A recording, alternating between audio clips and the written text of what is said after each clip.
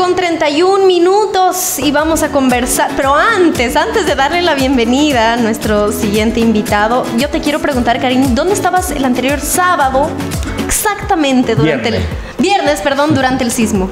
Estaba en el gimnasio en un tercer piso, pero es un gimnasio que es parte de un mall. Ya. Entonces todo es harto vidrio, harta estructura metálica. Se sintió fuerte. Horroroso. Pero Alejandra, también tú tienes la particularidad que en un gimnasio hay muchas veces que se mueven las cosas porque la gente deja las pesas. Entonces hay como una tendencia a sentir boom, boom. Pero en ese momento sentí que no, que el gimnasio era de gelatina. Dije, no hay ninguno tan forzudo. Y ustedes, bueno, también los invitamos a ser parte de este espacio. Si quieren mandar alguna pregunta, aprovechen porque estamos con Simón Insunza, que él es geógrafo, magíster en geografía y geomática. Nuevamente aquí, bienvenido. Qué gusto tenerte. Hola, muchas gracias nuevamente por la invitación. Simón, ¿tú qué estabas diciendo el día del temblor? Sí, estaba con mi polola, aprovecho de mandarle saludos. ¿Ya? Y estábamos en un piso 5. Y se movió mucho. De hecho, pensamos en algún momento que iba a agarrar más fuerza, sí, y que podíamos tener un terremoto como le decíamos. ¿Y dónde? Yo sé que esta pregunta les puede parecer para muchos muy obvia, pero todavía hay gente que no sabe la diferencia. ¿Cuándo podemos hablar de un sismo? ¿Cuándo podemos hablar de un terremoto? Bueno, en términos científicos, para nosotros, terremoto es movimiento de tierra. Es decir, lo que entendemos por sismo, por temblor o terremoto, para nosotros en términos científicos es lo mismo. Sin embargo, en Chile tenemos esta diferenciación de que le denominamos terremoto a un temblor o un sismo cuando se produce daño, cuando la gente se asusta mucho, pero en términos científicos es lo mismo. No hay ningún criterio que diga, por ejemplo, que sobre 7 de magnitud se convierta en terremoto. Eso queda como a nuestro criterio. Ya. Oye, y dime una cosa. Si bien es cierto, cada uno puede estar en algún lado, todo, tú como persona que se dedica al estudio de estos fenómenos naturales, ¿logras entenderlo en el momento? Por ejemplo, ya estaba ahí con tu polola, es decir, oye, Alejandra, mira, está temblando. Ah, sí, pero ¿te das cuenta que este es de las características oscilantes? ¿O no? Sí. Uno se asusta igual, ¿no? De hecho, siempre igual es como un poquito de temor, pero a nosotros como estudiamos estos temas también nos gustan los temblores. Vas dándote cuenta de lo que es. De hecho, antes de que empezara a temblar, yo sentí un ruido muy fuerte. De hecho, después podemos hablar como de las ondas, pero cuando hay un sismo hay dos tipos de ondas. Uno es la onda P, que es este ruido que nosotros sentimos, y después la onda S es el movimiento. Y yo la onda P la sentí muy fuerte y dije, oh, va a temblar. Y pasaron 10 segundos y empezó el movimiento. Así que igual vamos desarrollando como ese sexto sentido, por así decirlo. Claro. Y cachamos, por ejemplo, cuando viene algún sismo. De hecho, a veces en la noche, cuando uno está durmiendo, sentimos como una especie de camión que va pasando y no sé, pasan algunos segundos y después viene el remesón. Así que vamos desarrollando como esa percepción también. Sí, vi videos de la gente que en el campo, en lugares más menos poblados, sí escucharon, sí se logró escuchar ese sonido. De hecho, cuando los sismos son en la cordillera, como este, suelen venir con más ruido. A diferencia, por ejemplo, si es un sismo en la costa. ¿Y por qué sentimos más ruido? Uno, porque como son en la cordillera, en el interior, esto básicamente está ocurriendo bajo nuestros pies. Por eso podemos sentir mayor sensaciones, podemos sentir los sonidos y en ocasiones también los sentimos más fuertes. Cuando son en la costa, generalmente no vienen con tanto ruido. Bien, entonces también hay como estas diferenciaciones. De hecho, antes que temblara, yo llamé a mi mamá porque le da mucho miedo y le dije, este sismo fue en la cordillera porque fue muy ruidoso. Y estos sismos no suelen tener réplicas. Y después vimos que básicamente no hubieron réplicas. Entonces como razón. Que, claro, cuando son en la cordillera, generalmente es un puro movimiento. A diferencia que si esto es en la costa, suelen haber más réplicas asociadas. Y yo sé que esta pregunta ya la hicimos en otras oportunidades, que estuvo Cristian, ahora que estás tú también, pero el público se renueva. Sí, había luna llena. Siempre hay gente que asocia los sismos, los terremotos a la luna llena. O sea, hubo luna llena el fin de semana, no esa noche, no una noche antes. No, actualmente no existe evidencia científica de que haya luna llena y que se produzcan temblores. Puede que eventualmente tengan algún tipo de relación, pero no hay evidencia científica para afirmar eso. De hecho, mucha gente piensa que cuando hay luna llena viene un temblor o un terremoto. Sí. Y esto porque para el 2010 coincidió que justo tuvimos una luna muy luminosa con el temblor. Entonces la gente ahora asocia que hay luna llena muy luminosa, luna de terremoto. Pero no hay evidencia científica que afirme eso. O sea, hay un montón de lunas súper luminosas y luna llena y no pasa nada. Exactamente. Oye, y dime una cosa, lo que recién dijiste podías percibir la onda P y después la onda S, que es la del movimiento. ¿Puede que en las noches percibamos una onda P y no sea más que la P? De hecho, que sea el ruido y no pasó nada. Suele también ocurrir con los sismos en la cordillera, por ejemplo de intensidad 3 o 4, sismos menores, que solamente sentimos el ruido y después no sentimos el movimiento. Y eso es porque la magnitud es poca. A diferencia del evento que tuvimos el viernes, que fue de 6,3 de magnitud, lo que es un sismo moderado. Por eso sentimos tanto el sonido como después también el movimiento. Oye, y si te hacemos la pregunta al revés, ¿puede que haya un sismo sin sonido? Exactamente. Por ejemplo, lo que acabo de comentar en la costa, si tenemos un sismo, por ejemplo, bien lejano hacia el interior de la costa, es posible que no sintamos ruido, y eso es porque estamos lejos de donde ocurre el epicentro. A diferencia de los sismos al interior o en la cordillera, que están bajo nuestros pies. Por eso sentimos tanto la onda P como la onda S. Y al no haber tenido réplica este sismo del viernes pasado, también hay mucha gente que dice, es que ahora se viene otro. Sí. Se viene otro que va a ser más fuerte. ¿Has escuchado eso? Sí. ¿Tú? Oh, no he escuchado. No. ¿Qué dices, Simón? Sí, no. Por ejemplo, tenemos distintos mecanismos de temblores o sismos en Chile. Por ejemplo, estamos acostumbrados a que los que ocurren entre las dos placas tectónicas, en la zona de subducción, que estos son los que ocurren generalmente en la costa. De hecho, si revisamos el historial de sismos por día, la mayoría son en la costa. Pero también hay otro mecanismo de sismos que son los intraplaca. Eso quiere decir que ocurren en una capa en específico. El sismo que tuvimos el pasado viernes fue en la placa oceánica, pero introducido mucho hacia el continente. De hecho, si vemos la magnitud, esto fue casi a 100 kilómetros de profundidad. Y en estos casos, los sismos intraplaca suelen tener un puro movimiento y después pasa, a diferencia de los sismos que ocurren en la costa. Ahora bien, si nos remontamos, por ejemplo, a la historia sísmica, el terremoto más mortal en Chile fue el de 1939 en Chillán. Y ese sismo sí fue intraplaca, ocurrió bajo... ¿Más que el de Valdivia? Fue más mortal que el de Valdivia. Y eso es porque ocurrió bajo Chillán. Y ahí murieron casi 1000 personas. De hecho, hubo destrucción en casi toda la ciudad. A diferencia del de Valdivia, que fue mucho más en magnitud y también en intensidad, pero fue más espaciado, por así decirlo. El de Chillán fue más concentrado. Por eso hubo tanto daño y destrucción en esa ciudad. A diferencia del de Valdivia, que fue más el tsunami lo que impactó como tal y la gente pudo evacuar. Hubo también daños, pero en términos de muertes, el terremoto de Valdivia fue mucho más mortífero que el de Valdivia. Mira, qué loco. Sí. Oye, ¿y en tu país hay terremotos? No. ¿Por qué lugares del mundo como Bolivia son tan seguros? Porque, por ejemplo, si pensamos en la Cordón de Fuego del Pacífico, que es justamente donde subductan dos placas, Bolivia queda, por así decirlo, alejado. Desconozco en específico cuáles son las placas implicadas en los sismos de Bolivia. Me imagino que también es la placa de Nazca. Pero ahí los sismos son más intraplacas, porque tenemos interacción de una pura placa.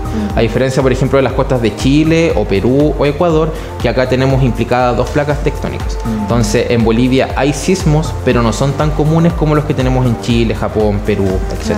Claro, que se dice, ¿no? De países más sísmicos. Lo nota tu sociedad, lo nota alejado de su realidad. Nunca sentí uno. Alguna vez que se dice que, pero fue réplica de algún sismo en el norte de Chile. Ya. ¿Me entiendes? ¿Cierto? De hecho, eso también es importante porque los sismos, al ser más profundos, hay una mayor área de afectación en cuanto a ondas. Por ejemplo, el sismo del viernes fue en Curicó, en la cordillera de Curicó, pero hubieron incluso reportes de sismo hasta en la región de Coquimbo, lo que son altas regiones. Entonces, mientras más profundo sea el sismo, mayor es el área que puede afectar en cuanto a ondas. Si nos remontamos, por ejemplo, al terremoto del 2010, que también fue de profundidad intermedia, 40, 60 kilómetros. Hubieron incluso reportes en Río de Janeiro, en Buenos Aires, y eso es porque las ondas se van expandiendo por el continente. Claro. Y ahí la gente no está acostumbrada a los sismos, pero igual lo sintieron. De hecho, para el terremoto del 2010, en Buenos Aires hubo un fallecimiento producto de una persona que se asustó y se cayó de las escaleras y falleció. Claro, acá estamos más habituados tal vez, ¿no? Total. ¿Qué es lo que estamos viendo en pantalla, Simón? Sí. Explícanos. Bueno, siempre, por ejemplo, cuando vemos reportes de sismos, escuchamos que fue de 6.3 magnitud. Y esto es, por ejemplo, la energía que se libera, que es distinto a la intensidad. Que la intensidad nosotros siempre la asociamos a la escala de Mercalli, que es subjetiva. Y, por ejemplo, como podemos ver en la gráfica, la intensidad de Mercalli depende de cuán sentido es el sismo por la gente, así como también si se produjeron daños, si se cayeron cosas, etc. A modo de referencia, para el sismo del pasado viernes en Santiago alcanzamos magnitud 6 de Mercalli, lo que quiere decir que fue sentido por todos. Oye, porque ahí dice, mira, en moderado, sentido por algunas personas fuera de edificios. Es porque es más fuerte. Porque dentro del edificio es más fácil que lo percibas y afuera es más difícil. Claro. Entonces, si te perciben afuera del edificio, es más fuerte que adentro del edificio. De hecho, a veces personas van caminando y no sienten nada. A diferencia del evento del viernes, donde la gente sí percibió el movimiento. Hasta en un parapente sintieron. Todos sintieron. Por eso, por ejemplo, cuando lo siente una persona que está en el exterior caminando, ahí ya puede ser 5 o 6 o incluso 7 si se caen cornisas, si se caen objetos, etc. Entonces siempre tenemos que entender esta diferencia entre magnitud, que es la energía liberada, y también la intensidad, que es cuánto se percibió en la población, así como también los daños asociados. Obviamente el pánico nunca es bueno, ni actuar impulsivamente, jamás. Pero cuando sucede un sismo como el que vivimos el pasado viernes, ¿qué hay que hacer? ¿Qué es lo recomendable hacer? Ahí lo ideal, por ejemplo, a las personas que están en un edificio es esperar que el sismo termine y después poder evacuar. Porque, por ejemplo, dentro del caos hay personas que salen corriendo, se puede hacer atochamiento, por ejemplo, en las escaleras. Entonces lo recomendable en un edificio es esperar que el sismo termine y después evacuamos. Si estamos en una casa, tampoco tenemos que correr, porque como dicen, va a temblar en todas partes. Tenemos siempre que mantener la calma y ojalá ubicarnos en un espacio donde no hayan obstáculos que se puedan caer. Alejarme, por ejemplo, de las ventanas, de los muebles, los estantes, y en lo posible, si es muy fuerte, ojalá ponerme debajo de una mesa de madera. Cosa que si caen, por ejemplo, cosas a mi alrededor, estemos protegidos por una mesa o por alguna estructura que nos proteja, por ejemplo, en caso de que se caigan cosas. ¿Qué hay, Simón, de que exista próximamente un sismo en alguna parte del territorio nacional? Hay un montón de gente que, bueno, yo soy del norte y yo soy de Iquique, hay mucha gente que dice para el norte está pronosticado por el tiempo que ha pasado, aunque yo te digo, en el norte hace 10 años exactamente, el 1 de abril del 2014 hubo un sismazazazazo, casi me morí con el tema, fue 8,2, no, fue horroroso, llegó a la presidenta Bachelet de emergencia, le pilló un segundo a ella al otro día, hubo correr al cerro, etcétera. Después hay otro grupo de gente que te dice no, está pronosticado como para el desierto de Atacama, para La Serena, y hay otros que dicen no, de Santiago al sur. ¿Qué dices tú? Sí, ahí por ejemplo dentro de los estudios científicos hay una figura que nosotros le llamamos laguna sísmica, que son aquellas zonas donde hace muchísimos años no se libera energía producto de un terremoto. Por ejemplo, tenemos una laguna grande en el norte grande, Arica, Iquique, sector también de Perú. Pero una de las brechas sísmicas o lagunas sísmicas que más nos causan preocupación en la actualidad está justamente frente a las costas de la región de Valparaíso, específicamente desde Pichilemu hasta Los Vilos, que si bien corresponde a la cuarta y sexta región, incluye todo el segmento de la quinta región. ¿Por qué? Al medio está la quinta. Está justo al medio. ¿Y por qué nos genera preocupación este escenario? Porque el último gran terremoto registrado en esta área fue en el año 1730, hace casi 300 años atrás. Y este fue un megaterremoto que abarcó desde La Serena, Copiapó, hasta Concepción. y fue de una magnitud estimada entre 9.1 a 9.3. No. Lo que es mucho si pensamos que el de Valdivia fue 9.5. ¿Y por qué nos causa preocupación este escenario? Porque, como vimos, por ejemplo, el 2010 se liberó energía desde Pichilemu hacia el sur. Claro. Sí. Después hubo el 2015, hubo un terremoto más o menos desde Los Vilos hacia el norte. Sí, sí lo recuerdo, que estaban en 18 de fue justamente septiembre, antes del sí. 18. De hecho, también lo hablamos en su momento antes del 18. Pero el segmento entre Pichilemu, Navidad y Los Vilos no registra un megaterremoto desde esa fecha. Pero tiene que haber... Es parte, es como... parte del ciclo Tiene que sísmico. liberarse. La energía Tiene que se tiene que hacerse sí o liberar sí. en algún momento. Lo que sí es difícil, por ejemplo, pero no imposible que tengamos un evento similar a 1730. Porque, como comenté, ya se liberó parte de la energía por el terremoto del 2010 en el sur y por el terremoto del 2015 en el norte. Pero todo este segmento de la zona central, Está desde todavía. esa fecha, no libera terremoto. Tuvimos, por ejemplo, un terremoto en 1985, También. uno en 1906, pero son terremotos menores, lo que no hace que se libere toda la energía. Entonces, es posible que a futuro tengamos un evento similar frente a las costas de Valparaíso, como el que ocurrió en Coquimbo o como el que ocurrió para el 27F. Por eso es importante tener este tipo de espacios para que la población se pueda preparar, Sí. reconocer, por ejemplo, las vías de evacuación y Sí. actuar con calma. Si la idea tampoco de esto es generar pánico en la población, No. sino que poder prepararnos y actuar de buena manera en caso de que ocurra. Claro, que a veces uno en el lugar donde vive, de repente, lo que se Claro, espera al menos claro, es que claro. uno conozca las vías de evacuación, pero cuando va de vacaciones, cuando va por un fin de semana, Ah, nada más, por claro. ejemplo, uno de repente ni se entera. Tienen que averiguar. Estamos viendo un mapa ahora en pantalla. Sí. ¿Qué es lo que nos indica, Simón? Este escenario corresponde a una inundación por tsunami en Viña del Mar. Y esta modelación está en base al terremoto de 1730, que para la zona central es el peor escenario conocido. Y gran parte, por ejemplo, de los tsunamis se modelan considerando esas características. ¿Por qué nosotros siempre seleccionamos Viña del Mar? Por ejemplo, si se pueden acercar, esta carta fue elaborada por el CHOA, que es el Servicio Hidrográfico y Oceanográfico de la Armada, que prepara cartas de inundación para muchas localidades de Chile. Y en este caso en específico vemos la inundación que ocurriría en Viña del Mar con un evento similar al de 1730. Y como podemos ver, por ejemplo, gran parte del plano de Viña del Mar podría ser afectado por un tsunami, incluso con alturas superiores a 6 metros de profundidad. Y como podemos observar acá, gran parte de la afectación estaría en torno a la playa por la avenida San Martín, así como también el estero Marga Marga, porque el estero también permite que las olas del tsunami entren con mayor profundidad. Entonces, lo que se está trabajando fuerte acá en Viña del Mar, además de educar a la población, concientizar sobre las vías de evacuación, se está poco a poco empezando a desarrollar lo que es la evacuación vertical. ¿Y qué es la evacuación vertical?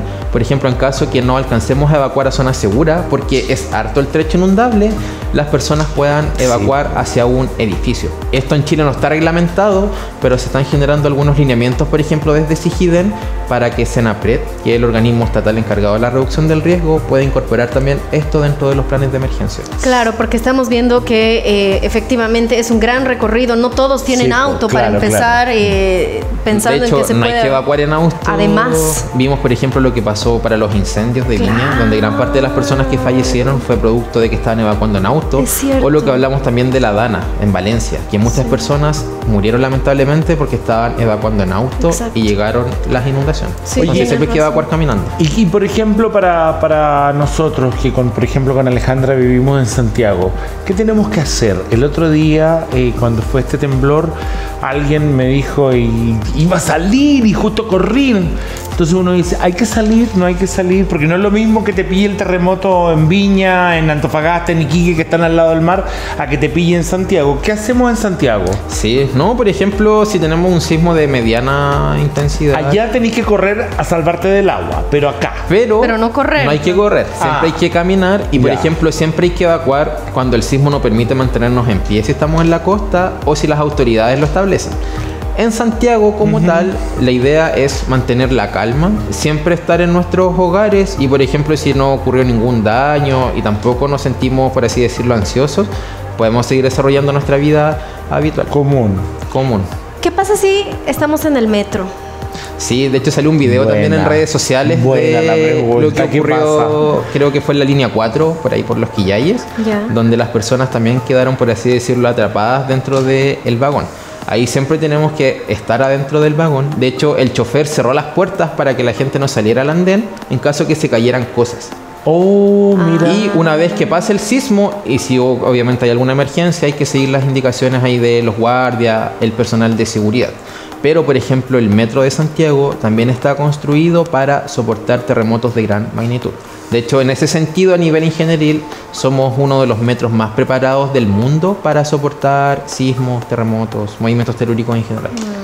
O sea, en Santiago quedarse quieto. En Santiago donde te quedarse pilla. quieto, donde te O pilla. en Bolivia, por ejemplo, que tampoco También. tiene el peligro del mar, también quedarte quieto. Exacto. Hasta que pase. Bueno, y me imagino que revisar que la estructura en donde esté no se te vaya a caer encima. Yo creo que eso es lo principal, mantener la calma y si ya es muy fuerte, ponernos debajo de una mesa y después salir hacia el exterior, no antes. ¿Qué pasa si uno está en carretera o si está en la calle, pero dentro de un vehículo? Sí, ahí por ejemplo si estamos en un vehículo y el sismo es muy intenso, la idea es detener el automóvil, esperar que esto pase y después continuar la marcha. Lo conversamos también para el 18, que no sé, para el terremoto del 2010, incluso se cayeron puentes. Entonces, Claro. por ejemplo, en Pudahuel se cayó una pasarela, un puente y muchos autos cayeron, por así decirlo, al vacío. Porque producto del caos, del pánico, siguieron su marcha. Entonces lo óptimo es siempre detener el automóvil y ver, por ejemplo, en la cercanía cómo está el entorno. Si pensamos o vemos que no hay ninguna emergencia, ningún daño, lo ideal es poder seguir. Pero si vemos, por ejemplo, que hay grietas Sí. o se caen cosas, ahí hay que detener el automóvil y esperar a ver lo que nos digan las autoridades pertinentes. Es que dicen que es difícil darse cuenta cuando uno está en Claro, un auto, ¿no? Por sí. el movimiento. Por eso tiene que ser un mega terremoto como el 2010 Para para que que uno lo perciba también en un Ah. automóvil. Sí. A mí me da miedo. No puedo evitarlo. No, yo creo que a todos le dan miedo. No, pero porque hay alguna gente que es un poquito más calmada, que lo toma con un poco más de calma. A mí me pillaba al aire un par de veces. Sí. Y he salido corriendo, dejaba el noticiero un tirado. temblor puede ocurrir en cualquier momento. No sería raro, por ejemplo, que en 30 segundos más ocurra un sismo. Puede ocurrir mañana, Claro. 2 semanas más. Somos el país más sísmico del mundo, así que es Exacto. parte de nuestra idiosincrasia. Y vi una rutina de la Chiqui Aguayo que decía, todos tenemos aquí en Chile una lámpara en la casa que es nuestro indicador de qué tan fuerte. No, 4.5. Claro. Según cómo se va Como moviendo la nuestra lámpara. lámpara. Pero no, hay expertos. Vamos a revisar las redes sociales de Simón para Sí. que ustedes lo sigan también, porque siempre tienes buenos consejos también. ¿Qué podemos encontrar en la página de Sigiden? Ahí estamos viendo las redes sociales de Sigiden, que es el centro de investigación donde yo trabajo y donde continuamente se van exponiendo las investigaciones que vamos realizando.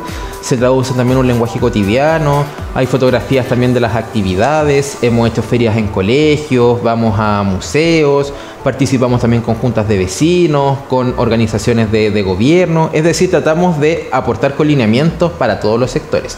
Escuelas, sociedad, gobiernos, municipalidades, porque la reducción del riesgo es un tema que nos compete a todas y todos.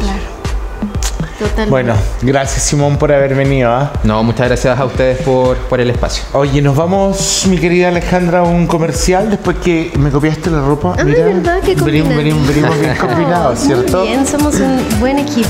Vámonos a un corte y regresamos enseguida. No se vaya de TV.